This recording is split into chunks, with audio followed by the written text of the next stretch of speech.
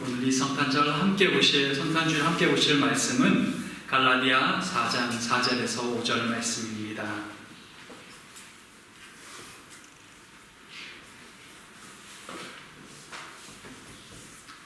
갈라디아서 4장 4절에서 5절 말씀입니다. 말씀 다 찾으셨으면 우리 같이 한 목소리로 읽겠습니다. 갈라디아서 4장 4절에서 5절입니다. 때가 참에 하나님이 그 아들을 보내사 여자에게서 나게 하시고 율법 아래에 나게 하신 것은 율법 아래에 있는 자들을 속량하시고 우리로 아들의 명분을 얻게 하려 하심이라. 아멘. 반갑습니다.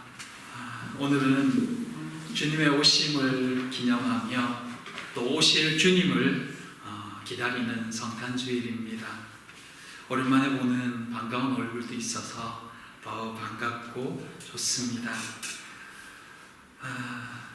여러분들 아마 매스컴을 통해서 보셨겠지만 최근에 독일에서 성탄 마켓에 또 사고가 있어서 여러 사람들이 죽고 다친 소식을 아마 보았을 것입니다. 함께 기뻐하고 즐거워하는 이때에 슬픈 일이 있어서 또 보면서 마음이 참 아프고, 아직 전쟁 중인 우크라이나나 러시아 또 그 밖에 여러 안 좋은 국내 사정들, 여러 상황 속에서 우리가 성탄주의를 맞이합니다. 그들에게도 주님의 이 사랑이 전해졌으면 좋겠고 또 위로가 되었으면 좋겠습니다. 오늘은 그래서 이 주님의 오심에 대한 이 의미들을 다시 한번 되새기고, 또 주님이 오신 그때가 어떤 때였는지, 그리스도의 오심이 우리에게 어떤 의미인지를 다시 한번 생각하며 또 묵상하는 이 성탄주일에 또 말씀이 되었으면 좋겠습니다. 첫째, 때가 참에.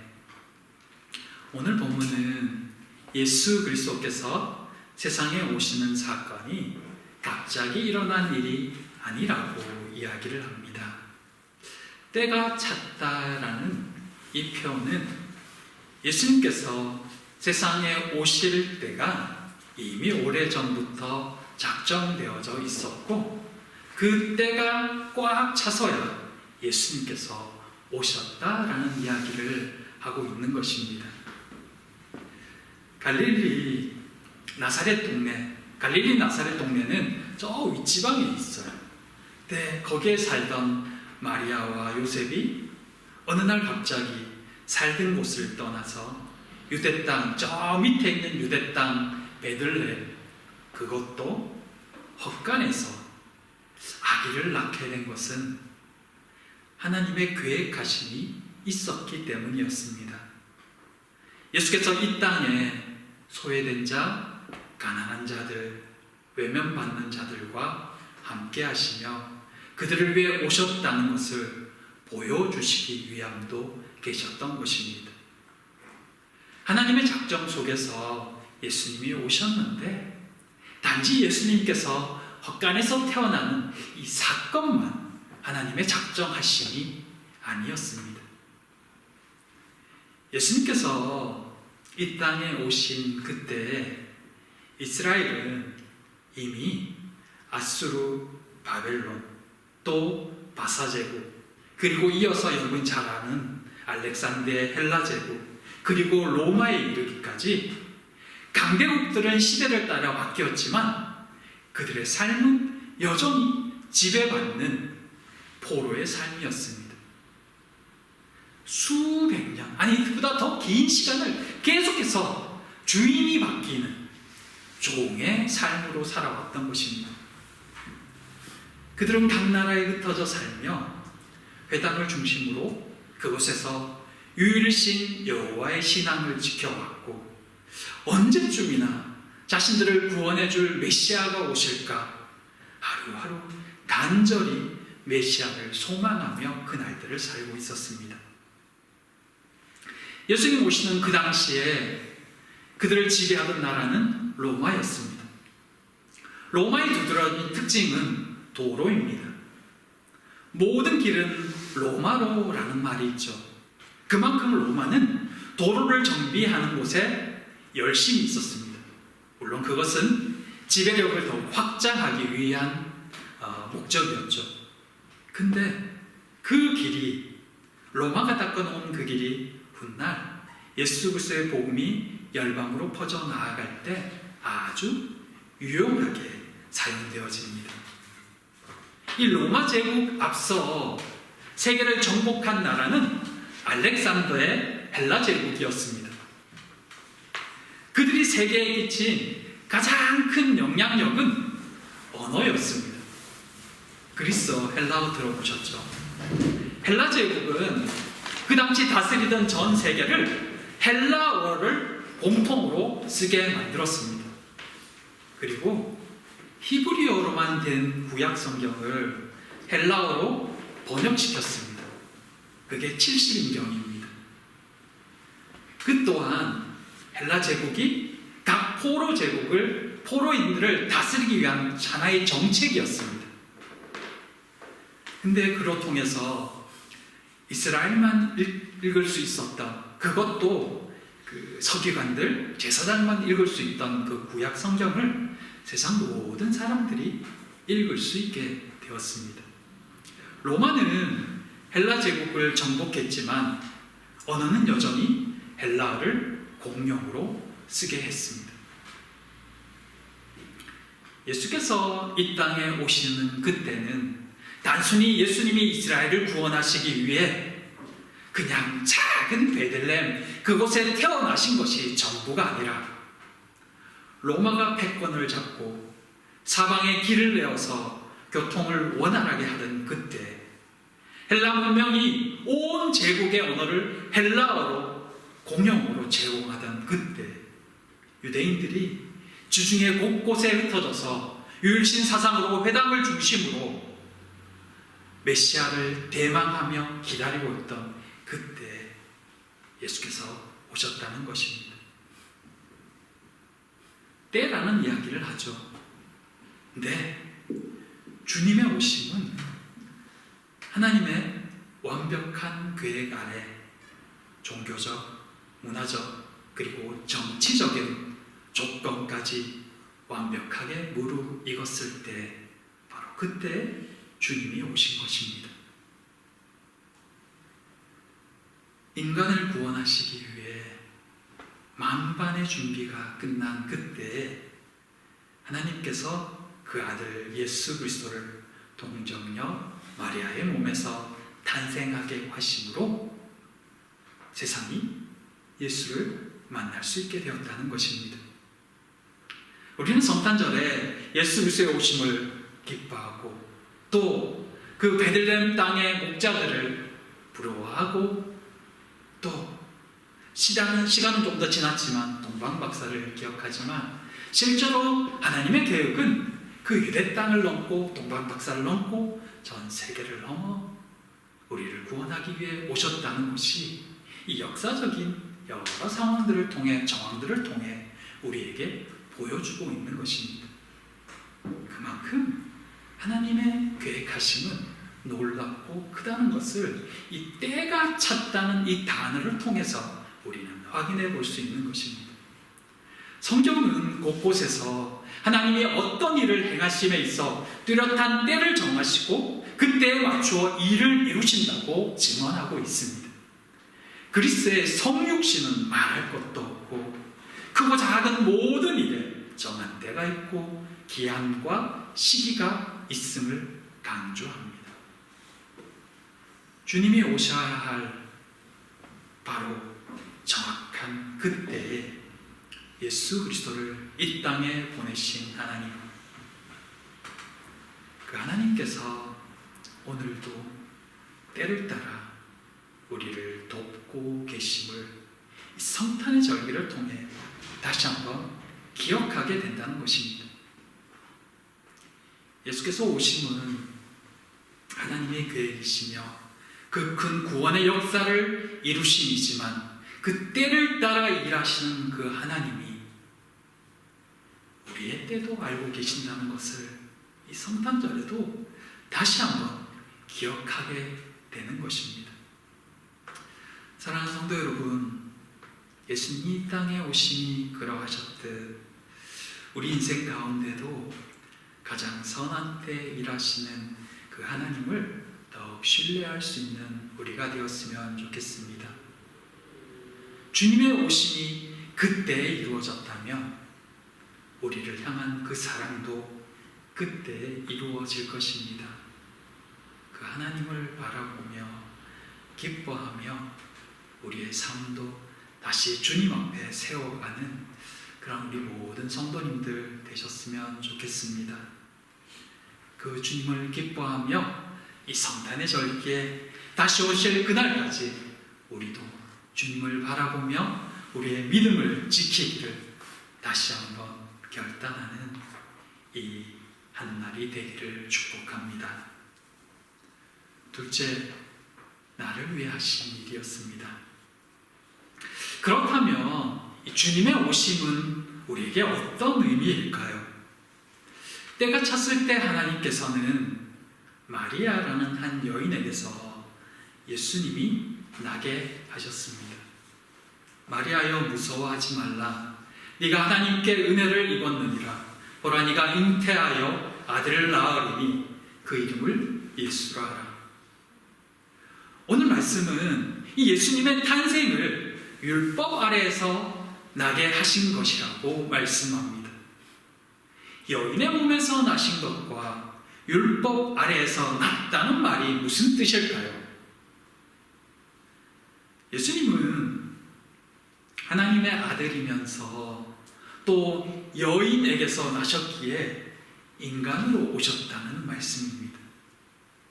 인간으로 오셨기에 다른 모든 아담의 후손과 동일하게 율법 아래 율법을 지켜야 할 위치가 되었다는 이야기입니다. 좀 다른 어떤 들을지 모르지만 마치 일반인이었다가 군대에 입대하면 그때부터 군인이라고 불리죠. 그러면 어떻게 되죠? 군법을 지키고 명령을 따라 살아갈 의무가 생깁니다. 위치가 자신의 지위가 달라지기 때문입니다. 예수께서 그러하셨던 것입니다. 하나님의 아들이시며 신이셨지만 이제 인간으로 오심으로 인간으로 지켜야 할 법 아래에 스스로를 놓이게 하셨다는 것입니다. 그렇다면 예수님께서 인간의 몸으로 오시며 또 율법 아래에서 나신 것이 왜 중요할까요?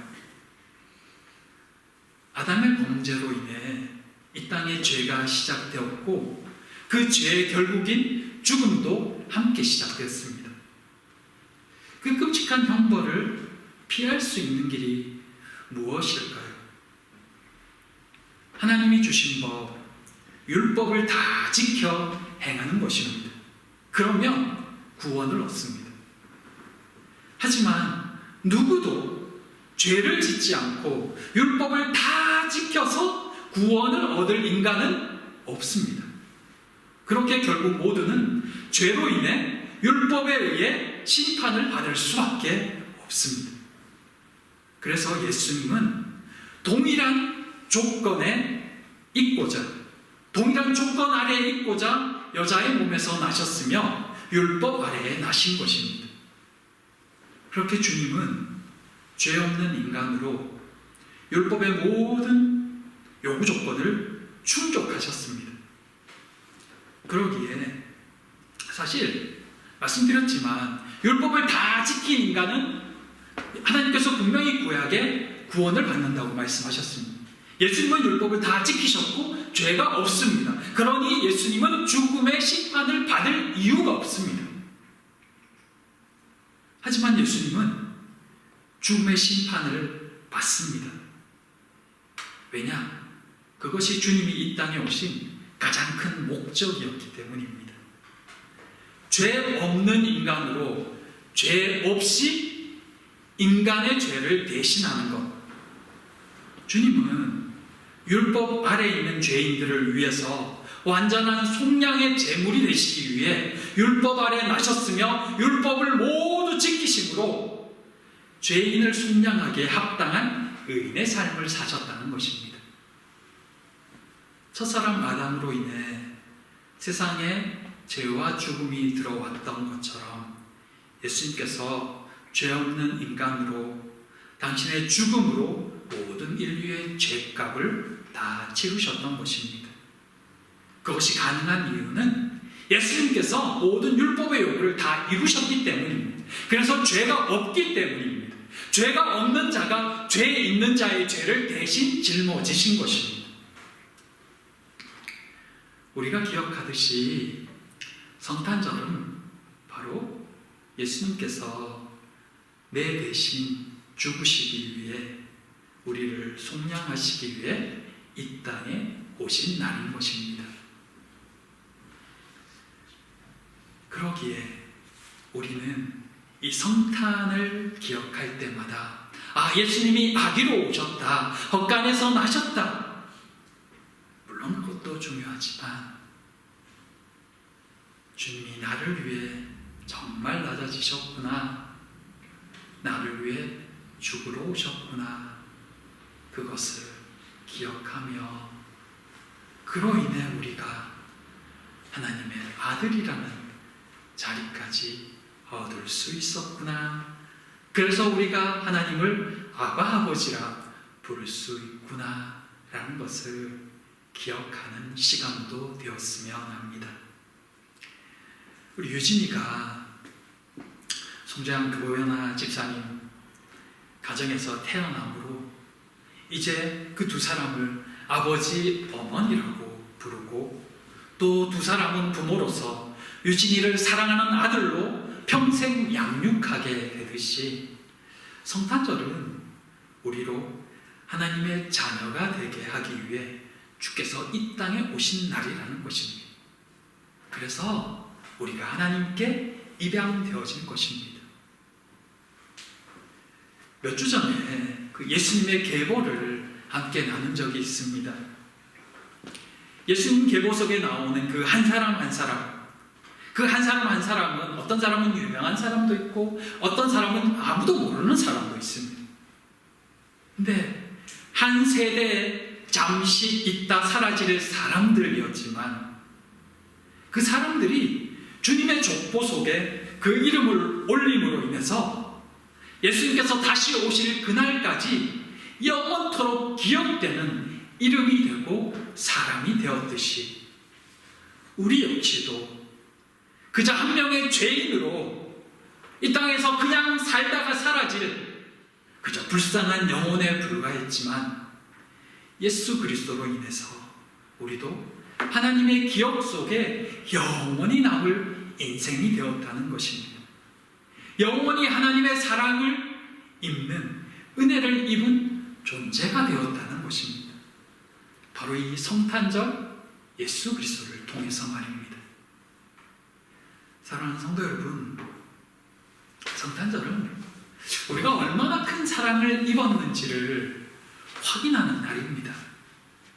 이미 창세전부터 작정되었던 우리를 향한 그 사랑을 세상에 드러내신 날, 그날이 바로 성탄절이며 오늘 우리가 다시 한번 새겨야 할 내용인 것입니다.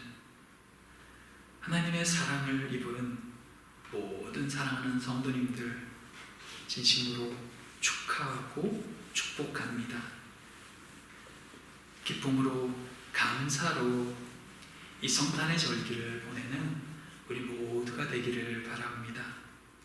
세상도 모두 즐거워하지만 그러나 정말 참 기쁨은 우리가 하나님의 아들이 되었다는 것, 누군가 나를 위해 목숨까지도 아까워하지 않았다는 것, 그래서 우리에게 영원한 생명이 주어졌다는 것입니다.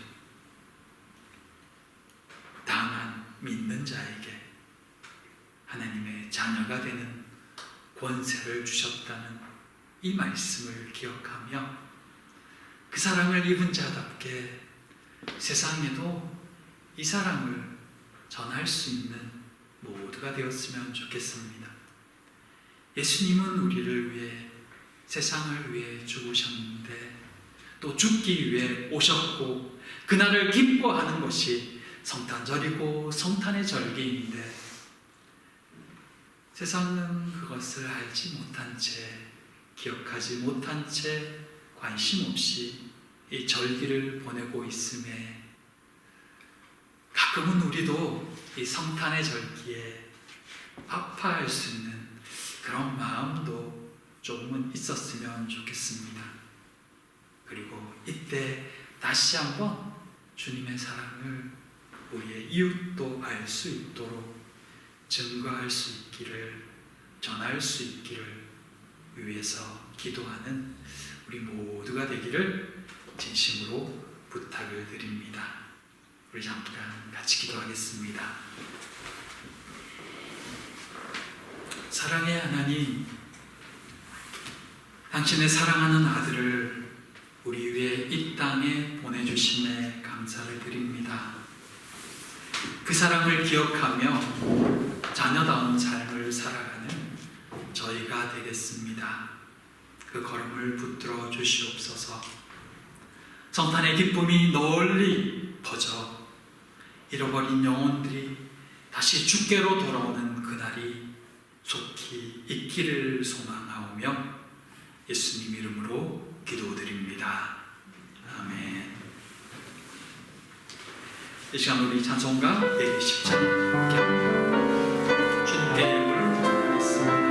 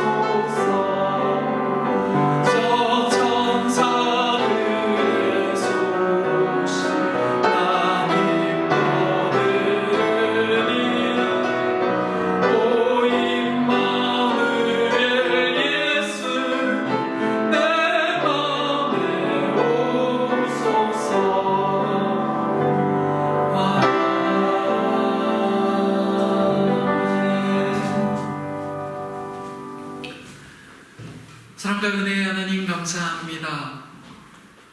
우리를 위해 오신 아들을 기억하며 감사하는 이 절기의 이날에 주의 사랑을 기억하며 사랑하는 주의 자녀들이 온 마음으로 하나님께 예물을 올려드립니다.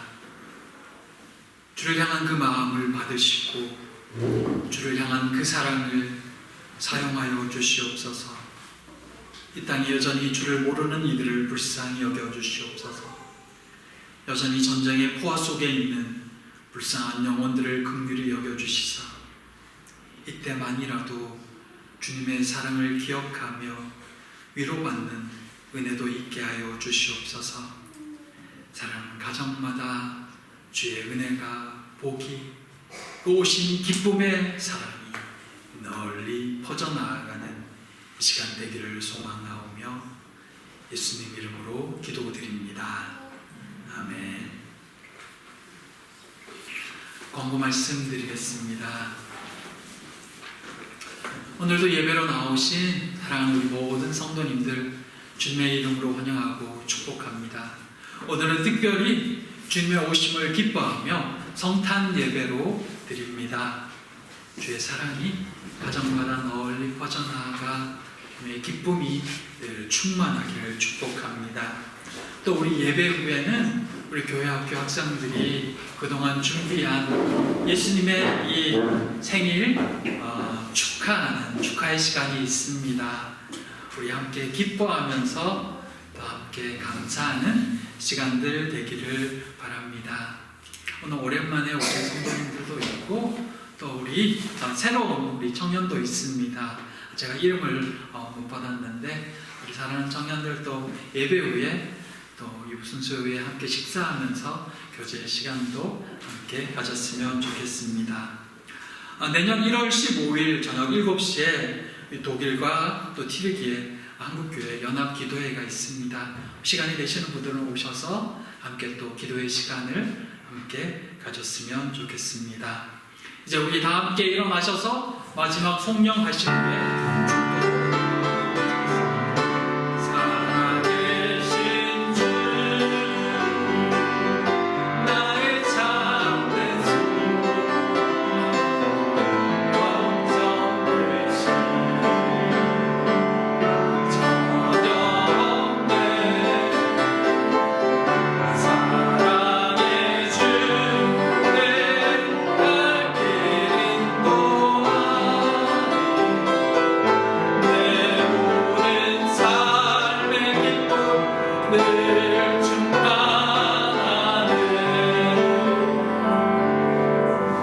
지금은 주 예수 그리스도의 크고 놀라우신 은혜와 아버지 하나님의 아들까지 보내시며 사랑하신 그 크신 사랑하심과 성령의 충만하심과 교통하심과 임재하심이 오늘 주님의 오심을 기뻐하며 예배하는 사랑하는 모든 지체들을 위해 영원토록 함께 계실지어다. 아멘.